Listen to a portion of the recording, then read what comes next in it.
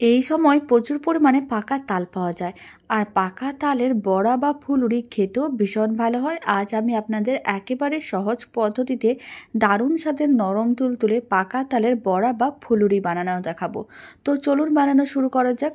প্রথমে একটা বড় সাইজের পাত্র নিতে হবে, তার মধ্যে দিয়ে দিতে হবে তালের পাল্প। এখানে আমি বেশ কিছু পরিমাণ তালের পাল্প নিয়েছি, আর তালের পাল্পের মধ্যে আলাদা করে আর জল দেব না। এবার এর মধ্যে অল্প করে একটু লবণ দিলাম, আর বেশ কিছুটা পরিমাণ নারকেল কোড়া দিলাম। নারকেল কোড়া একটু বেশি করে দিলেই বড়াগুলো খেতে অনেক বেশি ভালো লাগবে।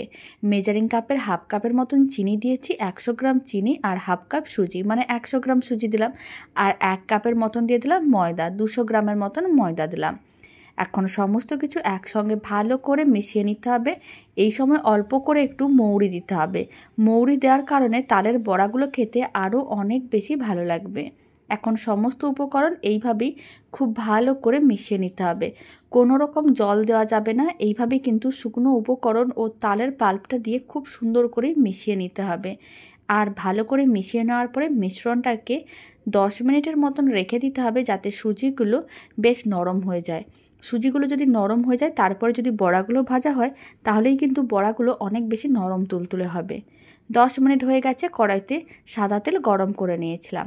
এখন অল্প অল্প করে মিশ্রণ গরম তেলের মধ্যে দিয়ে দিতে হবে।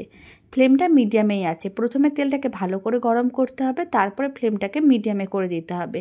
আর বেশ কিছুটা পরিমাণ মিশ্রণ অল্প অল্প করে গরম তেলের মধ্যে দিয়ে দেওয়ার পরে তারপরে কিন্তু বেশ কিছুক্ষণ রেখে দিতে হবে। যখন বড়াগুলো তেলের ওপরে ভেসে উঠবে, উল্টে পাল্টে তখন বেশ লাল লাল করে ভেজে নিতে হবে। তাহলেই রেডি হয়ে যাবে দারুণ স্বাদের তালের বড়া।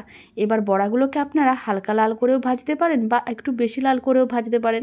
আপনাদের যেমন পছন্দ ঠিক তেমন করেই বড়াগুলোকে ভেজে নিতে হবে। আর বাকি যে মিশ্রণগুলো আছে, সেই মিশ্রণটা একইভাবে গরম তেলের মধ্যে অল্প অল্প করে দিতে হবে, আর বড়াগুলোকে উল্টে পাল্টে লাল লাল করে ভেজে নিতে হবে। দারুণ স্বাদের তালের বড়া বা ফুলুরি রেসিপিটা ভালো লেগে থাকলে আপনারা যদি ফেসবুক থেকে রেসিপিটা দেখছেন, পেজটিকে ফলো করে নেওয়ার অনুরোধ রইল। ইউটিউব থেকে দেখলে চ্যানেলটি সাবস্ক্রাইব করে নেওয়ার অনুরোধ রইল। পাশে থাকা বেল আইকনটি প্রেস করে নেবেন নতুন রেসিপির আপডেট সবার আগে পাওয়ার জন্য। মোটামুটি 7 থেকে 8 মিনিটের মতন সময়ের প্রয়োজন পড়েছিল। বড়াগুলোকে বেশ লাল লাল করে ভেজে নিয়েছি। এখন ভেজে নেওয়া তালের বড়াগুলোকে তুলে এক সাইডে রেখে দিতে হবে, আর বাকি বড়াগুলোকে একইভাবেই ভেজে নিতে হবে। সমস্ত বড়াগুলো ভেজে নিয়েছিলাম। এবার একটা সার্ভিং বোলের মধ্যে বেশ কিছুটা পরিমাণ তালের বড়া আমি সার্ভ করে নিয়েছি। আপনারা দেখুন বড়াগুলো কতটা নরম তুলতুলে, দেখেও বোঝা যাচ্ছে।